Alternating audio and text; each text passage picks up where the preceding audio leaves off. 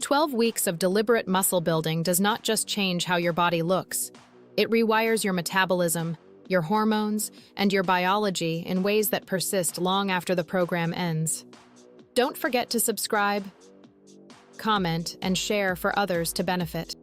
Most people approach a 12-week muscle-building program the way they approach a temporary diet, as a fixed period of effort that produces a result, after which life returns to normal. The goal is visible change, a different reflection, numbers that moved in the right direction. That framing undersells what is actually happening. When someone commits to 12 weeks of progressive resistance training with genuine consistency and adequate nutritional support, the changes occurring inside the body extend far beyond the cosmetic. They are metabolic, hormonal, neurological, and structural. They alter the body's baseline operating conditions in ways that continue generating benefit after the 12 weeks conclude. And they follow a specific biological sequence, a timeline of adaptation, that most people who have gone through the process have never had explained to them. Understanding that sequence changes how the process is experienced. It transforms the weeks when results are invisible from periods of frustration into periods of recognized foundation building. And it clarifies why 12 weeks, specifically, is the window in which the most significant and lasting biological changes have time to compound into something real. Weeks 1 through 3, the invisible phase. The first 3 weeks of a muscle-building program produce almost nothing visible. For most people, this is the most psychologically difficult period, because the effort is real, the commitment is genuine, and the mirror is not yet cooperating. What is happening during this period is not nothing. It is the most foundational phase of the entire 12 weeks, and skipping or compromising it, through insufficient recovery, poor technique, or inconsistent nutrition, limits every adaptation that follows. The primary event of weeks 1 through 3 is neuromuscular reorganization. The body's nervous system is learning how to communicate with existing muscle tissue more efficiently. Motor unit recruitment, the process by which the brain signals individual muscle fibers to contract, becomes more precise and more complete. Stabilizing muscles that were previously underactivated begin engaging at the right moment in movement patterns. Intermuscular coordination between primary movers and supporting musculature improves with each session. This neurological phase is not a consolation prize. It is the prerequisite. The neural efficiency developed here determines how effectively the body can apply progressive overload in the weeks that follow.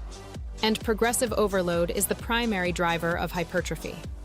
The foundation being built in the invisible phase is the architecture on which the visible phase is constructed. Weeks 4 through 7. When the biology shifts, somewhere around the end of the 3rd week and into the 4th, the nature of the adaptation begins to change. The neuromuscular reorganization is largely complete. The body has developed the motor competence to apply genuine mechanical tension to the target muscles, and the hypertrophic process begins in earnest. Hypertrophy, the increase in the cross-sectional area of muscle fibers, is driven by 3 primary mechanisms that science has identified as the key stimuli for muscle protein synthesis: mechanical tension generated by lifting heavy relative loads, metabolic stress produced by sustained muscle contraction under load, and muscle damage caused by the eccentric phase of resistance exercise.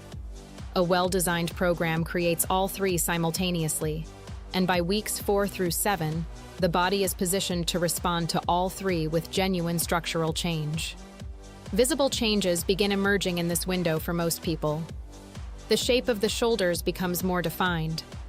The upper back takes on new density. The arms develop visible separation between muscle groups that previously blended into one another. Clothing fits differently, not just in circumference, but in the way fabric drapes across tissue that now has different structural properties than it did 6 weeks earlier. Appetite increases. This is not weakness or lack of discipline.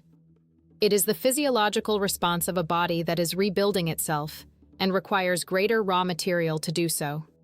Managing this increased appetite with sufficient protein Research suggests that maximizing muscle protein synthesis in actively training individuals requires protein intakes meaningfully above conventional general health recommendations, is one of the most important variables in determining whether the building process proceeds at its full potential or remains partially substrate limited. Weeks 8 through 10, the metabolic transformation. By the 8th week, something is happening in the body's metabolic machinery that extends beyond muscle size and into the fundamental operating conditions of the entire system. Skeletal muscle is metabolically expensive tissue. Unlike adipose tissue, which has a relatively low resting caloric demand, muscle requires a continuous supply of energy simply to maintain itself.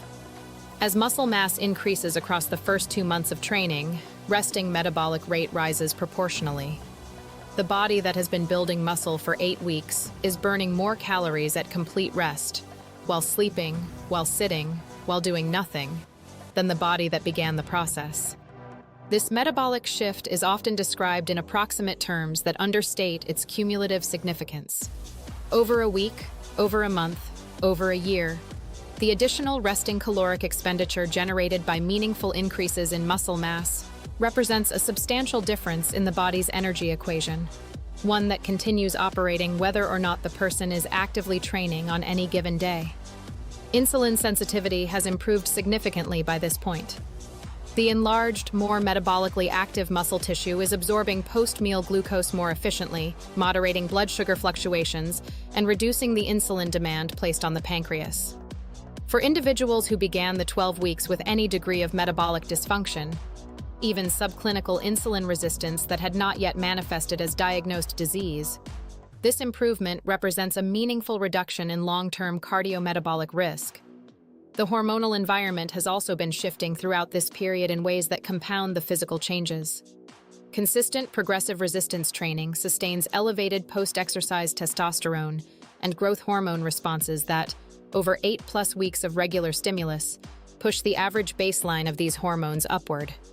The body is operating in a more anabolically favorable internal environment than it was at the start, not because of any external intervention, but because training has systematically shifted the hormonal conditions that govern tissue maintenance, fat metabolism, and physical recovery. Weeks 11 and 12. What compounds and what persists? The final 2 weeks of a 12-week muscle-building block represent a convergence of every adaptation that has accumulated across the preceding 10 weeks. And they are often the period in which the most visible, most surprising changes occur. Progressive overload has been applied consistently across the program. The weights being moved are significantly heavier than those of week 1. The movement patterns are owned, executed with a quality and control that no longer requires conscious management of each component. The muscle tissue is larger, denser, and more vascular. The nervous system is operating with a level of efficiency in these movement patterns that took 12 weeks of daily and weekly repetition to develop. But beyond the visible and performance metrics, something less discussed is occurring at the cellular level that has implications far beyond the 12-week window. This persistence fundamentally changes the value calculation of a 12-week muscle-building commitment. The effort is not producing a temporary outcome that must be continuously maintained or lost. It is producing structural changes in the body's cellular architecture that alter the biological baseline permanently and make every future training period more productive than it would otherwise have been.